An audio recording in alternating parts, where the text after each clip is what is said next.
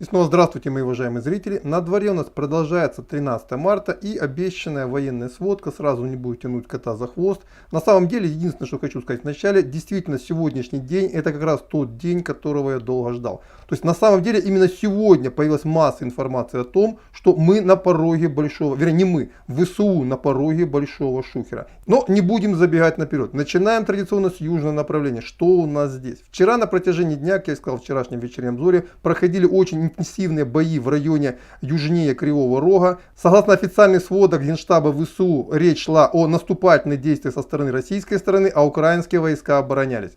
То есть никаких контратак с Кривого Рога, которые некоторые там украинские боты писали, речи нет. Генштаб ВСУ четко говорит, были атаки со стороны России.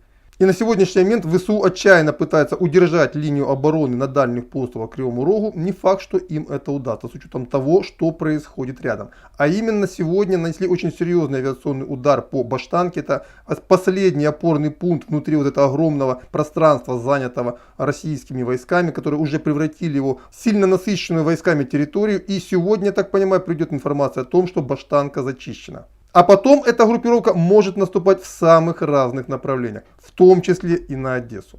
Но не будем забегать наперед. Не здесь сегодня происходит главное событие. Переходим сразу на направление Запорожье-Донецк, потому что в Мариуполе опять же продолжаются тяжелые бои, зачищается территория. Местные азовцы уже начинают истерить, но, как говорится, у них вариантов нет. Их все равно зачистят. Итак, что происходит на Запорожско-Донецком направлении? Ну, собственно, то, чего мы предполагали. Российские войска за вечер и за ночь прошли, уже по сути вошли на окраины Угледара. То есть линия населенных пунктов южнее Угледара уже занята российскими войсками и войсками ДНР. И пока вот, честно говоря, не представляю, кто может их здесь задержать до Курахова. Потому что до Курахова здесь нет никаких серьезных укреплений и зацепиться вооруженным силам Украины не за что. Но даже не это на сегодняшний момент является главной угрозой. И также не начавшийся по сути штурм Северодонецка и Рубежного, потому что войска ЛНР уже отчитались о том, что они уже окружили Северодонецк и с юга, и с востока. На окраинах Рубежного уже начинаются бои, но подчеркиваю, главная проблема у них не там. То, что я говорил несколько дней назад, начало попадать в военные сводки. То есть проигранное поражение за Изюм, отбитая контратака ВСУ сегодня обернулась сообщениями о том, что разведка российских колонн уже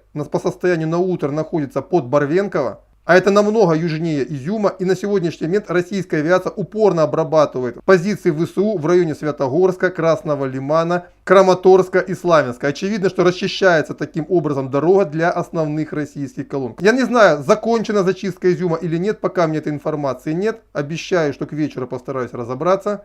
Но по сегодняшней сводке уже видно, что ничто не мешает российским войскам выливаться через Изюм дальше на юго-восток и на юг. И по сути брать в оперативное окружение весь Донбасский фронт с северного направления. А с южного направления этим занимаются войска Российской Федерации ДНР в районе Угледара. То есть вот это то же самое главное, что сейчас происходит на фронте. Ну и кратко о том, чем вчера закончились бои в районе Киева. То есть местные источники не подтвердили, что российские войска уже подошли на подступе к Барышевке, это восточнее Киева, и на ближние подступы к Бышеву. То есть продвижение российских войск и на том и другом направлении составило за прошлые сутки несколько километров. То есть, подчеркиваю, здесь никаких военных разведок нет, просто если территория берется, то она берется раз и навсегда. Вот это то, что я могу сказать по состоянию на 12:00 по Москве 13 марта. Продолжаю следить за ситуацией и вечером планирую сделать традиционные уже вечерние подведения итогов событий на фронтах украинской войны. Все, пока, до свидания, ждите следующего выпуска.